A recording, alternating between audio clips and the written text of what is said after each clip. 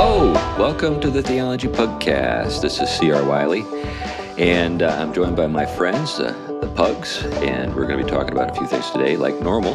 But just to give you a little background on us, just in case this is your first episode listening in on what we talk about. Like I noted, I'm C.R. Wiley. I'm a pastor. I serve a church in the Pacific Northwest, just outside of Portland, Oregon, believe it or not. And I've written a number of books, and I'm a senior editor at Touchstone Magazine. Okay, let's kick it over to you, Tom. I'm Tom Price. I teach theology, Christian ethics, and philosophy, one of the places Gordon Conwell Theological Seminary. Okay, great. And Glenn? I'm Glenn Sunshine. I am a professor emeritus of European history. That means I'm retired at Central Connecticut State University. I am a senior fellow at the Colson Center for Christian Worldview. I work for Reflections Ministries, and I run my own ministry as well, Every Square Inch Ministries. That's at esquareinch.org. Okay, well, for those who are longtime listeners, you know that when we're not interviewing somebody, one of us picks the subject of the day, and it's my day today. And this book is a book that a lot of folks have talked about. Many of our listeners are probably aware of. Maybe a number of them have actually read it. I'm kind of slow to the task of reading it myself, but I just started a couple of days ago, and I'm enjoying it. It's entitled Return of the Strong Gods by R. Reno. That's Rusty over there, one of the editors at First Things. I know Rusty. We've been together in a few settings. I've written for First Things. So I am very sympathetic to his thesis and what he's up to with the book. The subtitle of the book is Nationalism, Populism, and the Future of the West. So I'd like to talk about just the first few chapters of the book. The people that he's reflecting on are very familiar to us, so we won't have any trouble thinking about what they're up to. This, by the way, is maybe a good reason to have Rusty on the show. He's one of those guys that you think, why haven't we had Rusty on yet? Anyway. I've been wondering that for like 4 years. That's right. Anyway, so the thesis of the book is that we really are at a turning point when it comes to the West. And what we see electorally and some of the stuff that's going on in Europe and in North America reflects this transition that we're witnessing.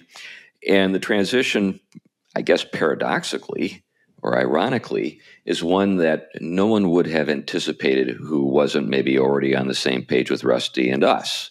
And that is that we are becoming more conservative, and that the conservatism is not ideological. It's not, say, Ayn Rand or something like that. It's not like libertarian in character. It's not obviously neoconservative in character. Those are the guys that have kind of controlled the Republican Party for the last 30 years. It's much more in the spirit of, say, Pat Buchanan, which people would say, Pat Buchanan? You kidding me? And that's what the subtitle is getting at: Nationalism, Populism, and the Future of the West. So we see a resurgent populism, a resurgent nationalism. We see that, in everything from Yoram Hazony's national conservatism and the stuff that he's promoting with that program. There's an annual conference, the National Conservatism Conference, at which some pretty significant people have spoken over the last few years. Some of them are actually in the current administration now. And so this is not just a bunch of grumpy people from the Midwest who still have their John Birch Society pins or something. This is something that's one and the same time old but new. I guess that's something itself it's worth thinking about. Now, he starts the book with an introduction that gets to a conversation he had with a young man. And in that conversation, the young man is commiserating the fact that the 20th century just can't get done. And what he means by that is there are a series of concerns and projects and ways of thinking about the world that characterize the 20th century, particularly following the Second World War. In other words, the Second World War was formative. for these ways of thinking. Really, and it's certainly understandable. And it was a world war, and it ended with atomic weapons being used against one of the Axis powers. And so, and then what followed, of course, was the Cold War. But the Axis powers represented a way of approaching the world that they lived in a way that was very strongly pro-nation. Very much stress the ways they looked at things very much stressed national identity and solidarity with your people, and the old blood and soil stuff. So the response in what is referred to what he recalls the post-war consensus, and I know we've talked about that, but in a different context, thinking about, say, Judaism and Israel and stuff like this. He's not referring to that. He's just referring to some of the intellectual currents that followed the Second World War that were intended to weaken those passions so that we didn't find ourselves,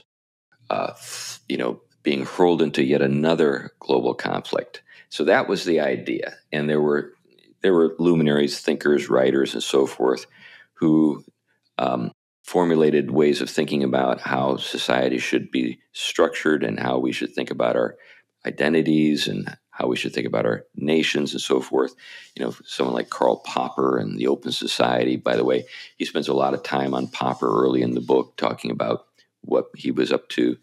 Anyway, so that's the gist of it. And in that conversation that he reflects on, he notes that this young person wants to get up to speed. In other words, he wants to get into the 21st century, which is not living sort of under the shadow of the Second World War and having to justify things like natural affections and patriotism and that kind of stuff. Anyway, so that's kind of the setting the table a little bit. Any initial thoughts on it?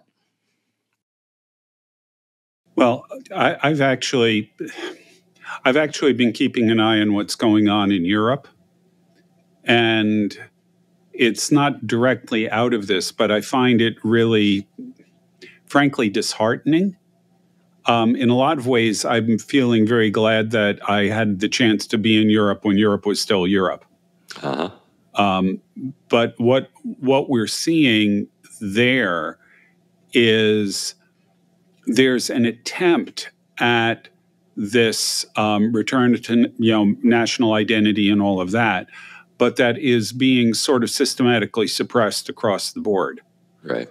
You have elections that elect the wrong candidate, so in the name of democracy, they're canceled in Romania. Right. You are seeing the AfD, Alternative für Deutschland, a German nationalist party, labeled far-right or neo-Nazi, who they have what they call a cordon sanitaire, ironically a French term, where they're being systematically, none of the parties will work with them on any legislation on anything.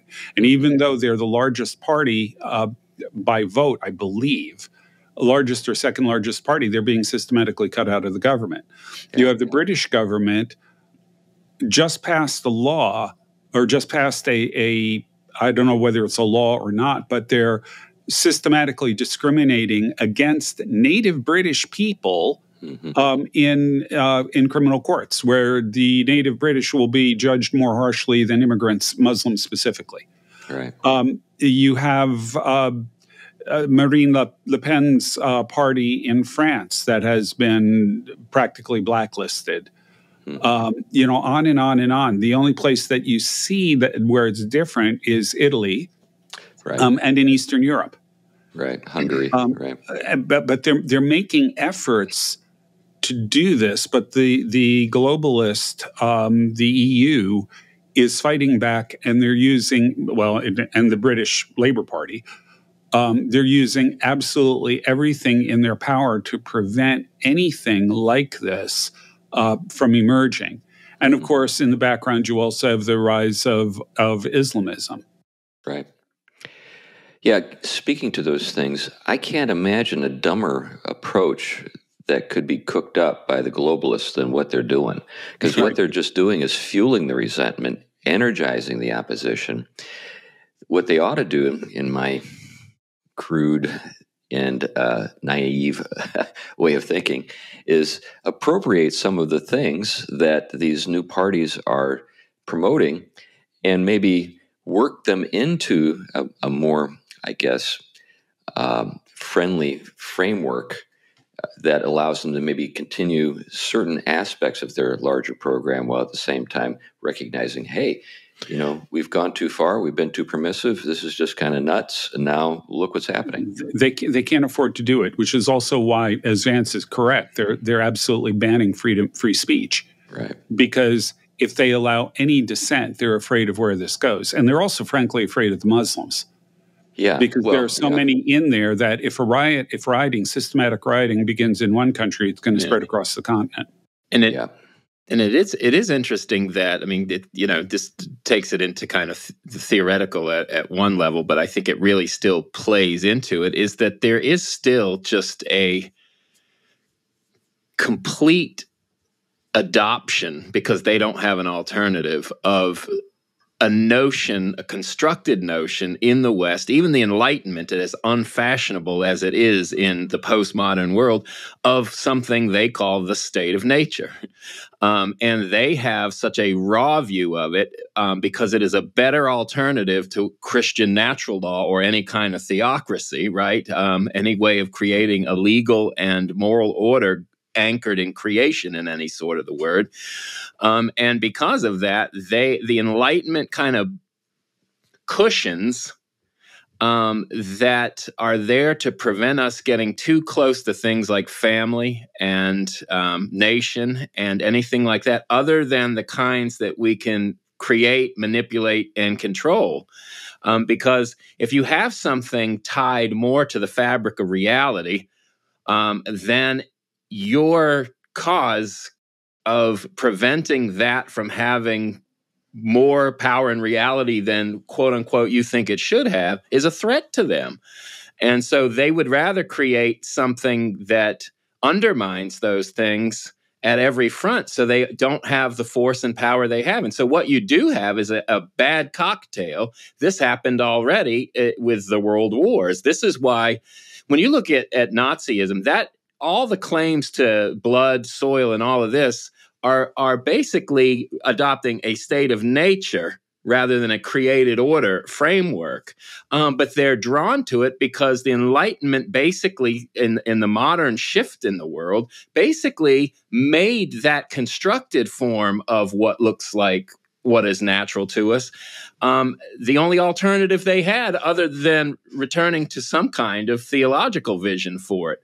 And that becomes a very dangerous thing, because it really isn't rooted in the natural and the created the way it should be. And that globalists are constantly tearing down and creating conditions for these kinds of extremes.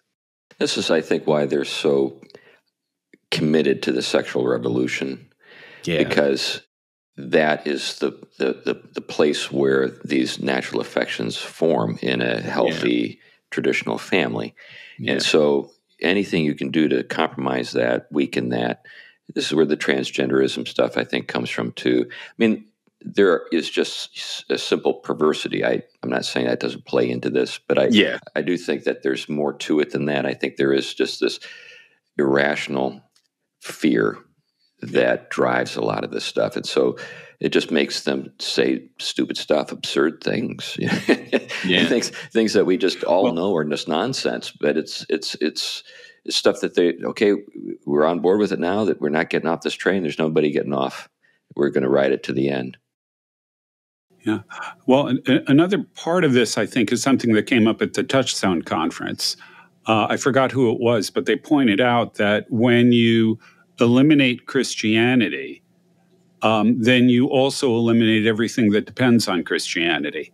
And they mentioned specifically things like freedom of speech, equal rights, all of those sorts of things that really depend on a Christian foundation in the image of God, Right. Natural rights and things like that. All of these things have a Christian foundation. And I talked about that in Slaying Leviathan. But when you eliminate Christianity, you pull the rug out from under all of those things, which is why the globalists, the EU, has absolutely no problem with eliminating dissent, with eliminating democratic elections in the name of democracy, all of these kinds of things that they're doing. Right. It is a consequence of getting rid of Christianity. And one of the things I find really interesting is the reports I'm getting from people like Rod Dreher in France right now. And for a change, this isn't about weird stuff from Rod, is that he's just in France right now. He's just leaving France.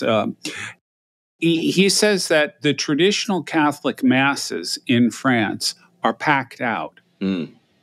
Everywhere you go, young people are showing up in droves, and it's actually happening in the U.S. as well, right, for traditional Catholic masses. Mm-hmm. Young people are converting to Orthodoxy in droves. Right. They're looking for something. Well, Catholicism in France is really the thing, and they're looking for that, I suspect in part because of the bankruptcy of secularism. Yeah. But also because they recognize in this something of the roots of their own national identity, their own culture. Yeah, I think that's right. But also I think it's a very healthy step. And I'm saying this as a Reformed guy. Sure. I think it's a really healthy step because, well, first of all, I would still, Catholic or not, Catholic Reform doesn't matter to me. The brothers in Christ. Mm-hmm. But the rediscovery of the Christian tradition, if they actually do seriously recover it, is going to be something that will have a side benefit of helping restore foundations of civilization. You have to be careful not to go to Christianity just to restore a civilization. Right. But a genuine recovery of Christianity will have that as a secondary benefit. Yeah. The challenge, too, with the Reconquista, this whole process of reestablishing these institutions is going to be there's just a lot of vested interests that will resist it. Including in the Catholic Church. Yeah, that's the real puzzle for outsiders like us, what's going on over there.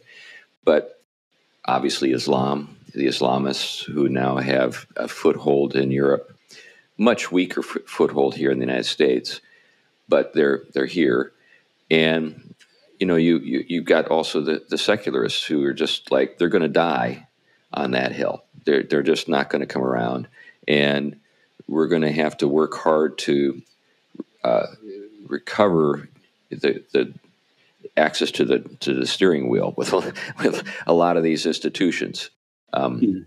And there'll be people who just don't want to accept that there's even a problem. I mean, one of the things I think, for example, if we think about a parallel phenomenon, we think about what's going on right now in terms of just the ongoing slow reveal that, yes, COVID was not what we were told. There were a lot of things going on that were being suppressed, truths that they knew about. And they knew about, and they intentionally lied about. And it's just, it's like, what new this week? Just recently here, this op-ed in the New York Times of all places saying, well, I guess those conspiracy people were right. Well, no, they didn't even admit that. Yeah. They just said, we were deceived. Yeah. Who knew? Well, actually, a lot of us did. Yeah, but traumatized. We had to leave the pub to go on to. That's right. That's what I don't know if you broke up the gang.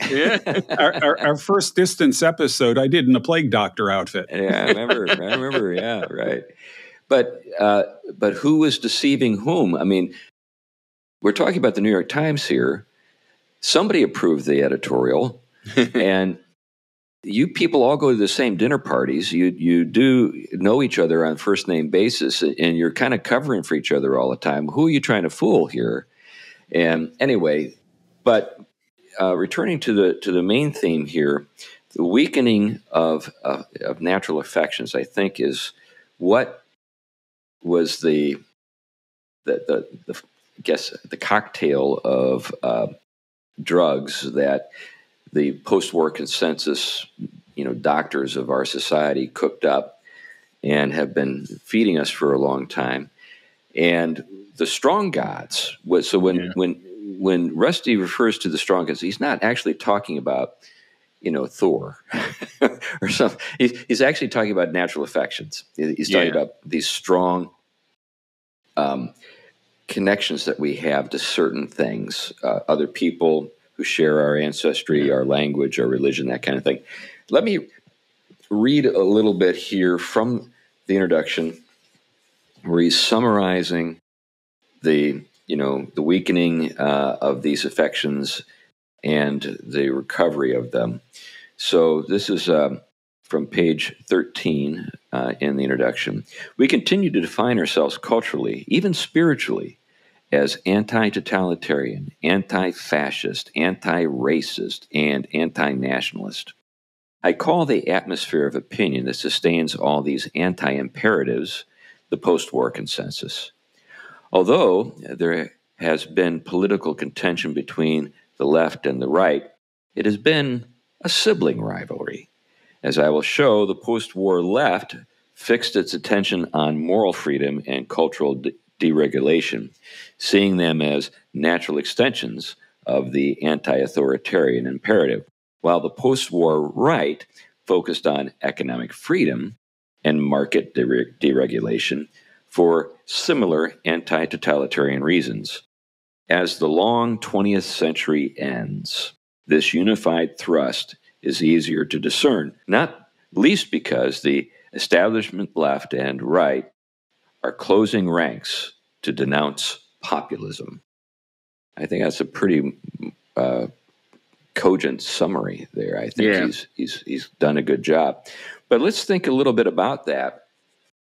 So, when we talk about rhinos, for example, Republicans in name only, that's what people are getting at. These people are actually in the same page with the center left. So Obama and Romney have far more in common with each other, right, than we have with Romney. Rhinos tend to be the stooges that are the ones that are going to actually be held to account as soon as they all get held to account, because they were the ones who pretty much sold out in the stupidest ways, and then they're the ones that are vulnerable. But yeah, you're exactly right. It's also worth noting that the current administration's program is essentially the same as Clinton's. Mm-hmm. Yeah, that is an interesting thing. So there were a number of things that Clinton did that we have forgotten about. He was kind of a hawk on the border. He was a guy who was working hard to make the budget balance. I think the last time that we had a surplus was during his administration. Well, that's because you count Social Security income into that, but that's another. Okay. But anyway, at least we can say that he was responding to pressure from the right, particularly with the contract with America. And he was coming out of, that long period of time, 12 years of Republican governance. And so there was a kind of hangover from that. There was still a number of themes that carried over. He started on the left, but then when the Republicans took over the House, he tacked to center pretty quickly. He was a smart enough politician to do that. See, that's what I'm getting at with these. He actually worked pretty well with the Republicans. But again, the policy now that we think of as right and conservative is essentially very much what Clinton did. Yeah, and I guess that's what I'm getting at, is that there was a time when you would see something develop politically, and you'd say, okay, we got to figure out a way to incorporate some of these needs that people have expressed into our program. And that's what we don't see in Europe. What we just see is a doubling down on dumb.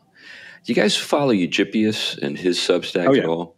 So he's getting more and more exasperated. I mean, he's gone from being a fairly, he was always critical of the German establishment when it came to COVID and stuff like that. But he's becoming more and more unhinged in terms of his exasperation with the political class in Germany, and he's just calling them all kinds of names anymore. It's kind of fun. Well, I think one of the things you are seeing, especially with, I think, a lot of, I mean, you figure people are coming out of a bit of a fog in some ways, not full ways, but after COVID and all of that, and beginning to realize how many interests that people often know are there, but weren't really tied to the goodwill they tied those interests to. The mask is coming off on a lot of these things, and the exposure of it, especially as these shifts start to happen. But the other thing is the thinness of the human rights talk. It becomes empty. Of course, as Glenn mentioned, once it was unmoored from a created moral order grounded in a theological vision, it was already starting to move towards name only. And it isn't long before you can erase those rights at need. Right. But then when you were mentioning a little bit earlier the sexual revolution, it really dawned on me how the quote unquote success of that, in many ways, of tearing down and popularizing free sex and, not being connected, and that you can grow up and, live your best life and you don't need to settle down. You can travel the world endlessly, the global citizen. But I don't think that is driven first and foremost by the ideals of individuals being able to live their best life or have these freedoms. I think it is about ripping out from society these kinds of bonds that Christianity affirms because they are grounded in reality. And what it does is the globalism. I even think the the whole trans movement is part of, okay, the sexual revolution did its damage. Let's make it worse, because we can take out the last vestiges of what basically grounded the kind of influence of Christianity on the world that we want to get rid of. And if we can do that in enough time, then by the time Islam spills over, we can basically defang their commitment to some of these things like family and tradition from having the impact they have by secularizing them or making them global as well. Yeah, we'll see how well they do with that. Yeah. Those guys aren't afraid to spill blood. That's right. No. Yeah, they're not going to be liberalized. No. So going back to my comment, go ahead. Glenn had a. Yeah. Let's move into the direction of where Rusty wants to take us. What is the response to this? One of the things that I find somewhat, I like the idea of nations. As a matter of fact, I don't remember whether I did it as a Pugcast, but I know I wrote a breakpoint on the idea that nations are things that continue into the eschaton. Right. They're things that are, the table of nations in Genesis predates the Tower of Babel. Right. So I'm in favor of nations, and nationalism, I think, is done right, is a good thing. Mm-hmm. Family, all of those kinds of things. I worry, though, that there are people who in the church have taken this in the direction of advocating kinism and things like that, right. And that's where I start worrying. Mm-hmm. We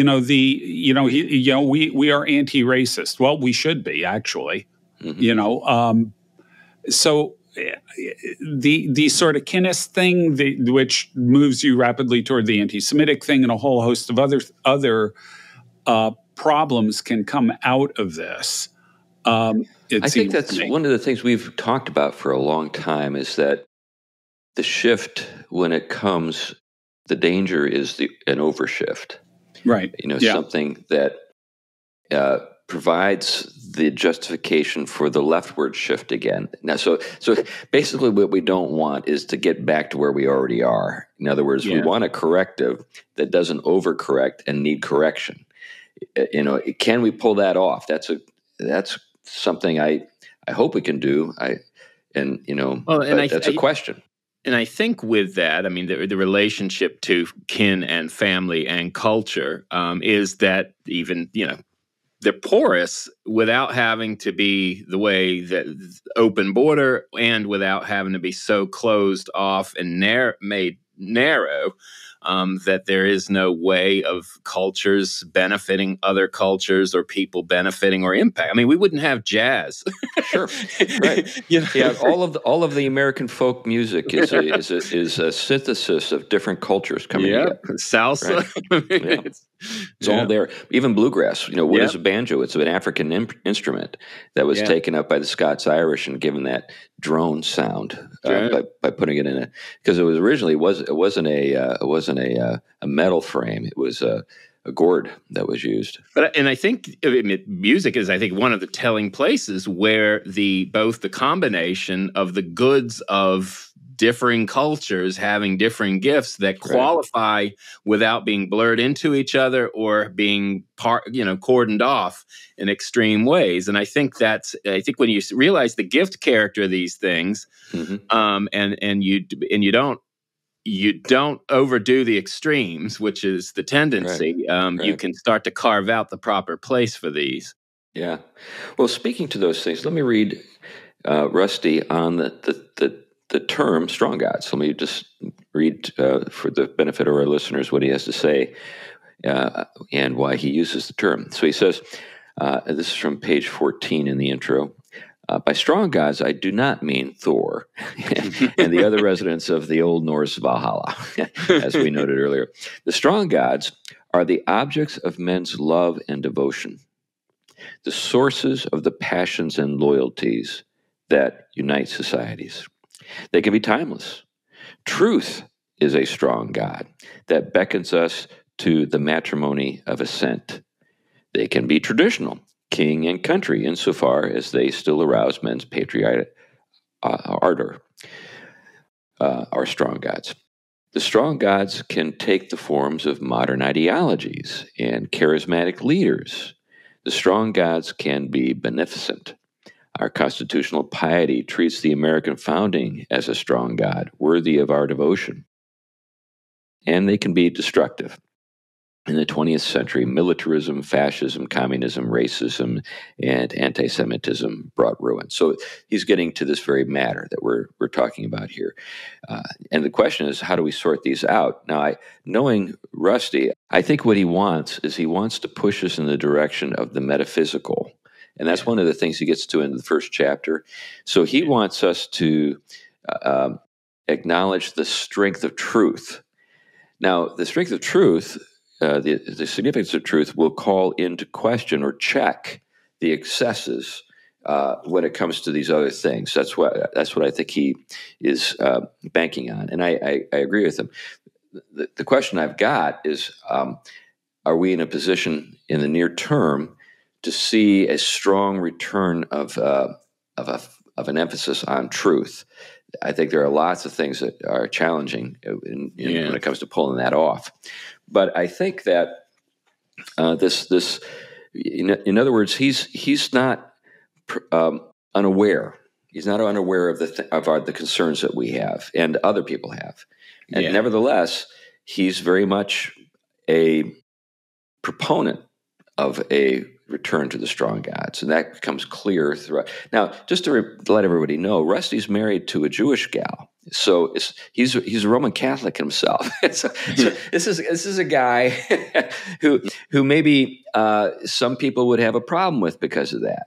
But what I think then that this intimates is that in terms of Rusty, we're not talking about somebody who is beating the nationalist drum in the way that maybe it would be concerning to many people. He's aware of certain dangers. He's aware of limitations. And I think what he wants is a way of approaching things more honestly. So, for example, he says here, when someone prefaces his remarks by saying, speaking from a white male first world perspective, he is warding off politically correct attacks with a gesture of piety to the weak gods. So that's the other thing he's getting at. He's saying these enervating ideas, these sentiments that are attempt to that are intended to weaken our commitments. They are gods too, but they're the gods who are intended to weaken us as opposed to strengthen us. And if we're going to hold off radical Islam, is it possible to do it with the weak gods? My gut tells me no. So that's the point, that we've got these weak gods, these influences that are intended to enervate, and then we have the strong gods that are intended to strengthen our commitments. And can we, and this is the question that I raise, can we defeat, say, the strong god of Islamism with the weak gods of the West? The strategy apparently is, let's promote the this sort of Western weak god pantheon in Islam, and it's not as though that hasn't been attempted, and it's just not worked. So what are we going to be able? What do we have to do? We've got to recover the strong gods if we're going to resist. If we're not going to all find ourselves praying to Mecca, in 150 years. Yeah. Well, the part of the problem is, there are Muslims that we could work with, actually in a lot of places in the Middle East. The problem is the people we're letting in are all jihadists, right. Or sympathizers. So that, but at least in Europe. Here's my question: where did the jihadists come from? Well, they came from cultures where they felt like their elites had betrayed them. So these sophisticated worldly Muslims don't even pass muster with them. So do we expect them to take us seriously as Christians who promote the weak gods? Given the demographic that you have immigrating to these countries, absolutely not. Yeah. And the volume is just gonna, especially with the reproduction rates, is going to just change the face of things unequivocally in Europe. Yeah. Well, And conservatives in Europe right now are talking about it being a question of when, not if, there are civil wars. Right. And then speaking, let's say Britain in particular, where church and established church is as weak as it gets as an option for people. In terms of a spiritual alternative, it's a sad cocktail. I mean, I know there are people trying to retrieve the significance of the local parish and all that. That's still hanging in the weak territory. Well, that's one of the advantages France has, that you can go back to a traditional mass. You can go back to that sort of thing in France. There's nothing comparable in England, really. Yeah. So I'd like to take us to something that Rusty addresses in the first chapter, the post-war consensus. And what he does is he looks at Karl Popper and his work, The Open Society. And you guys know that Popper had it in for Plato. He identifies Plato as... That already put us at odds. That's right. But let me read this statement here, or this portion of the chapter where he's addressing this. So Popper appreciates the allure of the closed society. So the closed society would be a society that is governed by the strong gods, right? While Fromm focused on the psychological explanation, Popper sought to expose the intellectual sources of our tendency to give our loyalty to higher truths and greater powers. By his reckoning, the main streams of Western philosophy tempt us toward totalitarianism. The Greek tradition, represented by Plato and Aristotle, pursues what Popper calls an oracular philosophy, in other words, an oral philosophy, that employs an essentialist method. The ambition of this kind of philosophy is metaphysical, to know the truth. And insofar as truth is known, it must be affirmed, which is to say, obeyed. So I think that in a sense, we'd agree with Popper's assessment. I think where we disagree is with his, I think, implicit agenda that this is a bad thing. And that it's not even implicit, it's explicit. This is a bad thing, and that we can have something that can replace it, that is worth living for. But I think that that's not the case. So any thoughts? Well, I think that you've seen that, Popper's, we know that Popper's not the only one who's gone after essences, kinds, and purposes, that some of the language, of course, and some of our conceptualized ways of putting it, we owe to Plato and Aristotle, but likewise we owe to a fuller divine pedagogy of Christianity, which we've talked about every show, about the way in which these things are ingredient in the fabric of things, our own human nature and the kinds of endowments we've been given, the way they order and are anchored. And this is something that they would equate with Platonic or some type of Aristotelian essentialism, very static view of kinds that don't really have much pliability and therefore need to be transcended or overcome through a different way of thinking about humans, especially as those that kind of pardon off their kinds and what is unique to them as distinct and worth preserving in some kind of hierarchy. Mm-hmm, mm-hmm.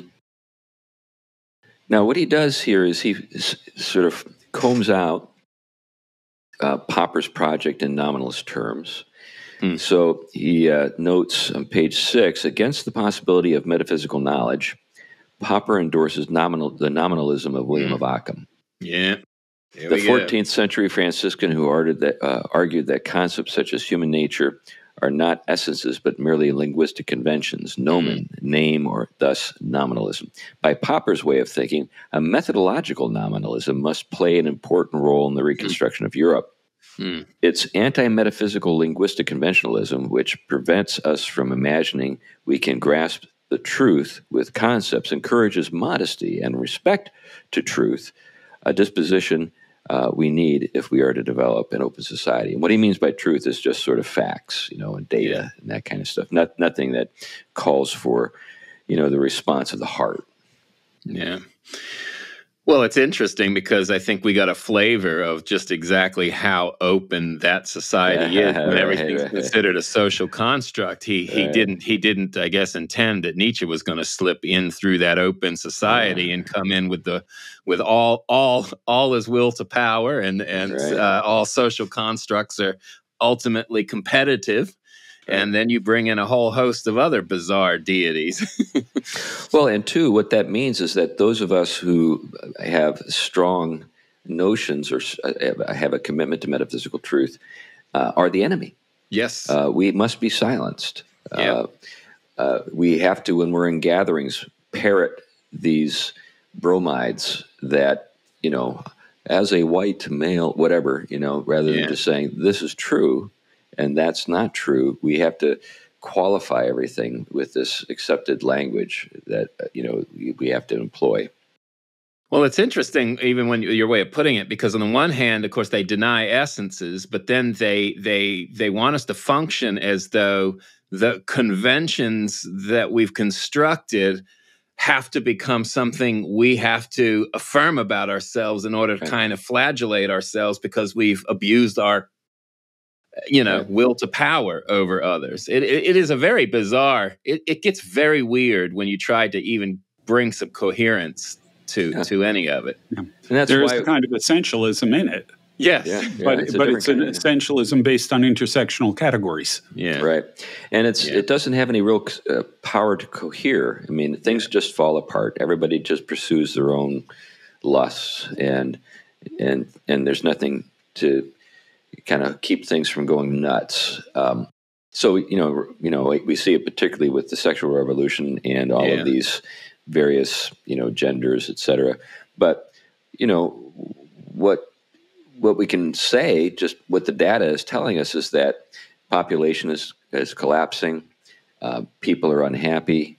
Marriages are not coming about. People aren't forming households. It's just we're dealing with just the decadence of this world, this post-consensus world, and people are just kind of sick of it. Now, a lot of folks whose sentiments were formed in the 60s and 70s and so forth, they're still as committed as ever. But a lot of the young people, this is why the Zoomers, I think, are more conservative, is they just And it's like, say, well, that's not my world. The only world I've known is the mess you guys have created. Mm-hmm.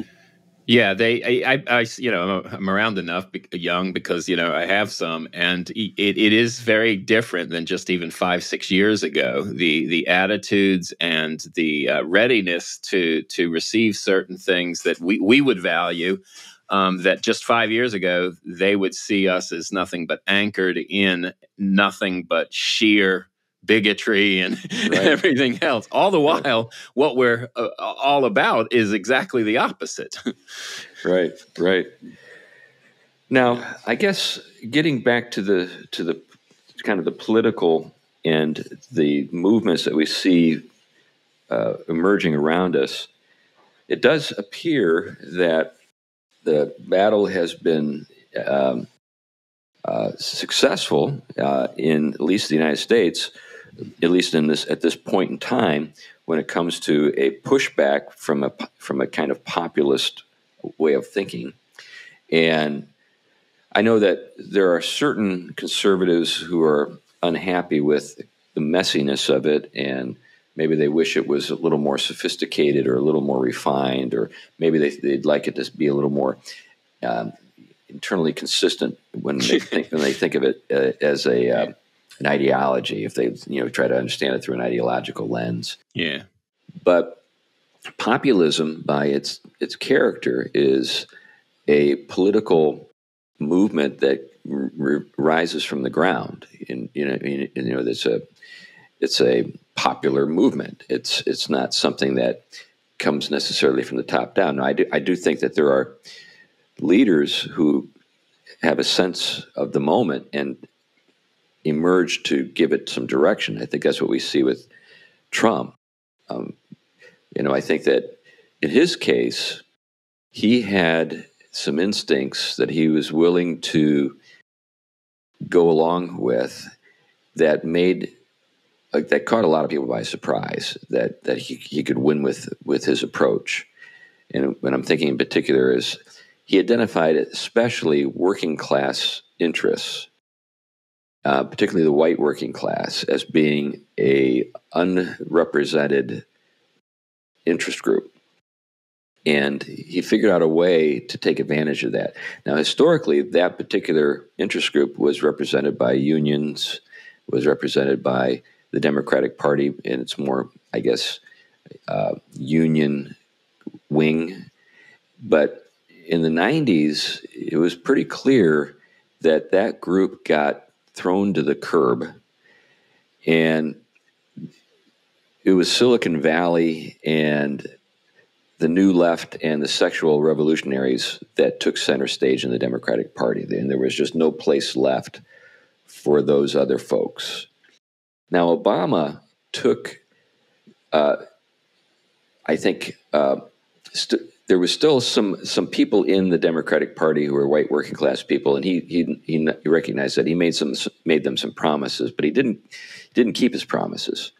And that was kind of the final straw. That was the last straw with a lot of those folks. I'm thinking in particular people in those blue states that constitute what's known as the blue wall, Ohio, Pennsylvania, Michigan, Wisconsin, heavy industry areas where there was a promise that we were going to reinvest in kind of the Rust Belt, and that part of the country was going to be revivified, renewed, and it didn't happen. And after that, so I know when I knew that Trump was going to win in 2016, and I said that in different settings. And the reason I thought that was I would drive through Western Pennsylvania and West Virginia, and I'd see Trump signs everywhere. And I saw anti-Obama billboards. And basically the anti-Obama billboards said, in effect, he's betrayed us. He promised us things and then not only didn't he deliver, he's completely done. He's done a 360 or 180, and now he's doing things that harm us. And so when that all happened, there was a rational economic basis for some of the outrage. In other words, it's not just, animal spirits that are stirring people, and so we have this set of unexpected developments, at least unexpected from the ruling class. So what I'm wondering is, are they just going to continue to be stupid, which apparently the Democratic Party is demonstrating that they're doubling down on stupid. That's right. But is there anybody maybe on the horizon like this? This new podcast that Gavin Newsom has started. I don't know if you guys saw that, but he actually interviewed Charlie Kirk in the first episode. Yeah, the bottom has fallen out of his support among liberals. See, that's the thing about it. Yeah. So now, so we might say that he's a lizard in human skin, and he's got a hair helmet and make fun of his smile and stuff like that. Yeah, he's a pretty slimy guy. He reminds you of a used car salesman. But is there somebody else? Is there a new Clinton who might come on the scene who could take advantage of maybe some slip-ups that we might see with the Trump administration? What we need, or what they need, is not a new Clinton; it's a new Carter. That's an interesting thought. It's someone who comes out of nowhere that nobody expects, who just suddenly appears, because nobody that they got that's a potential right now is they've all got so many liabilities that I don't see anybody emerging. And apparently there's almost no capacity. At least not out of the current crop.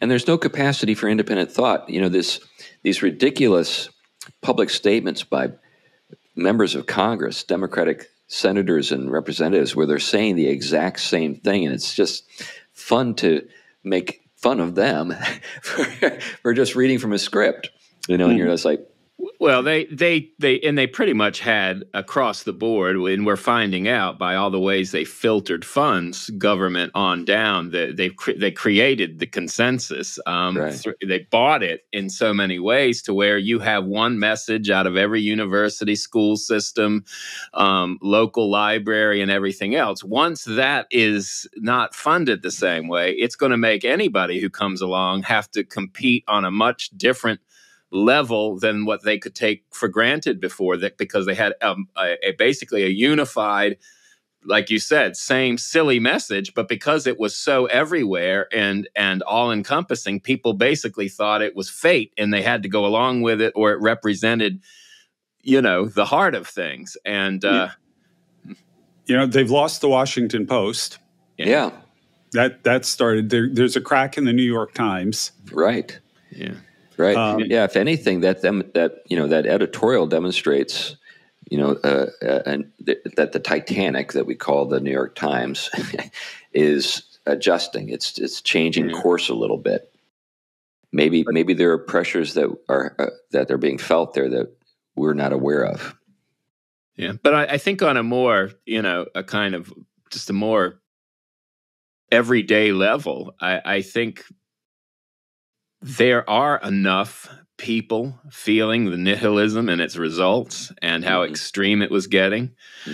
People, even in Connecticut, were tired of the schools only being about trans agenda and everything else. They want their kids to be able to read and be able to do some basic things and not just fight ideological wars. I'm not talking everybody. You still have enough for it to be a problem. But one of the things is that there are things on that level that the thin, unreal, constructed views of things and what's good for society can't hold, because they are not connected to these strong gods, if you will. Right. And because of that, the orders of nature and our human nature, because of that, they're not going to satisfy long term.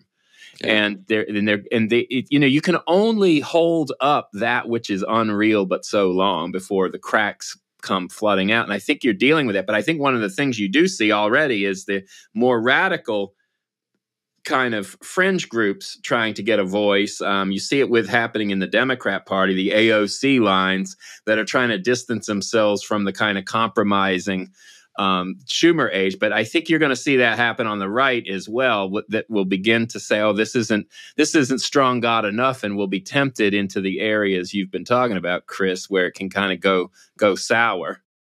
Yeah, I think that we yeah. Go ahead, Glenn. One quick thing on Connecticut. I don't know if you saw this, but there is someone suing their school district because they graduated with honors from high school and they can't read or write.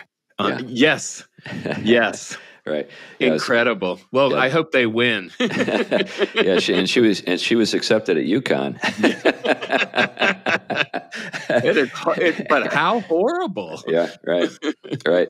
I mean, we laugh about it, but I really feel bad for her. Oh, absolutely. Sure. Well, I think that there are just a lot of people who have been betrayed and their interests have not been served, and they were parroting all of the lines, and now they're just realizing this was all. I thought these people knew things, and I thought they were trying to help me, but there was something else going on, and I'm the one who has suffered. I think that we're seeing that all over the place. Yeah. Now, when it comes to the future of the Democratic Party, is it going to go the way of the Whigs? Are we witnessing the kind of the early, or maybe not real early, but kind of a process? It's not as though political parties are eternal; they can collapse. I've heard people talking about maybe that being the case in the Republican Party splitting into two, kind of a center right and extreme right. Set of groups, a new party maybe breaking off from the Republicans, and maybe they would be the body that some of the moderate Democrats join with, and then you just kind of let the AOC people and all those folks kind of become Greens or whatever, and they just become a little, squeaking wheel in the corner. What do you think? I'm not enough of a pundit. I'm not like a guy who lives for politics, but yeah, I wonder if it's got a future. I just don't, as you noted, Glenn, there's nobody on the, that we can see on the horizon that's got any presence, any cachet. The problem with the Democrats right now is they keep doubling down on the things that lost them the last election. Yeah. And if they keep doing that, they're going to marginalize themselves. Right. You have some people, Schumer proved to be a bit of a pragmatist, but he proved to be a pragmatist because he knew he didn't have the votes to win.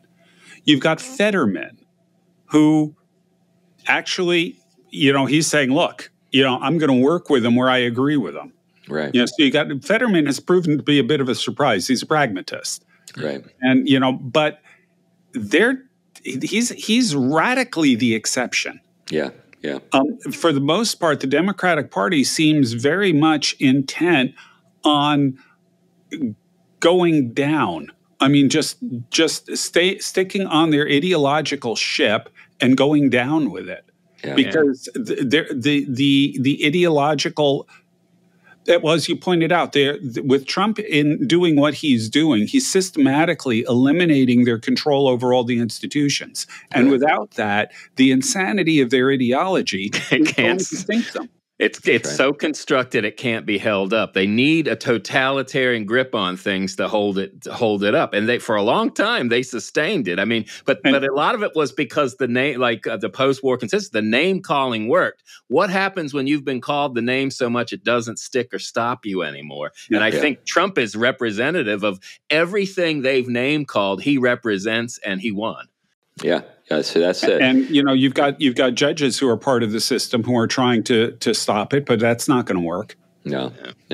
I mean, so I think unless the Democratic Party changes dramatically, I think that they're going to be marginalized out of existence.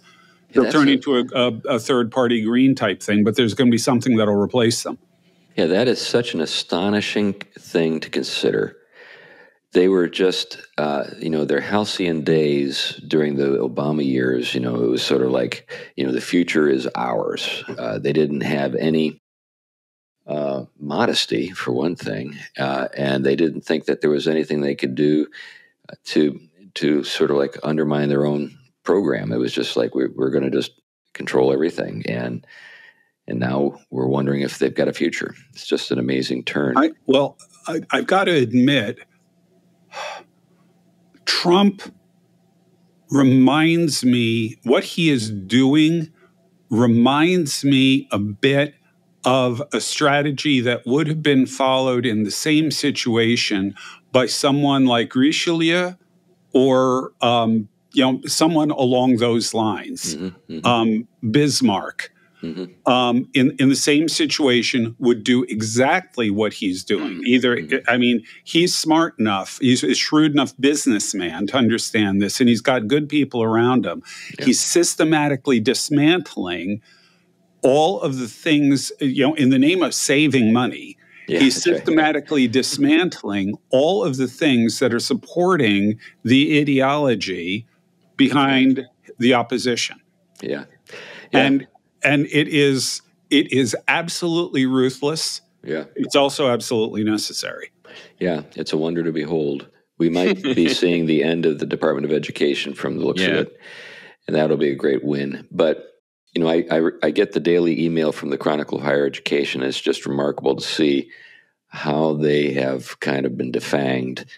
I think the final straw, when they knew that it was over, it was when he took away $400 million from Columbia. He said, okay, if that's the way the game is going to be played, all praise to Trump. They're not quite there yet, but they've at least shut up. They're like, there's just no way we can beat this guy if he's going to play that kind of hardball. Yeah, well, and interestingly enough, Columbia hasn't completely capitulated, but they went a long way in that direction. Yeah, they did. Yeah. Anyway, well, we've come to the end of the show, and we appreciate those who have listened and gotten to this point. Thank you for listening to the Pugcast, this particular episode. And we'll do our best to get Rusty on and have him talk with us a little more about this matter. Also, we want you to know about our Patreon page, and if you'd like to support our work, that would be really appreciated. You can find the link in the show notes. All right. Anything else we want to say before we say goodbye, guys? Just one note. If you're not on X and you really want to know what's going on, you need to be there. Yeah, that's right. Because there's stuff happening in Europe in terms of the return of the strong gods, in terms of populism, that are not being reported anywhere else. I just saw today that there were over 1 million people rallying in Sofia in terms of a nationalist rally against the globalists. Wow. And this is not being reported anywhere else. I need to check it out. I'm a little out of it, so I'll have to. If you really want to know what's going on, that's the place where news is actually being reported. Yeah, citizen journalism in some cases, but then there are just a lot of independent journalists now who are doing good work. Nice. Anyway, well, that's enough for now. Thanks a lot, and bye-bye. Bye-bye. Bye.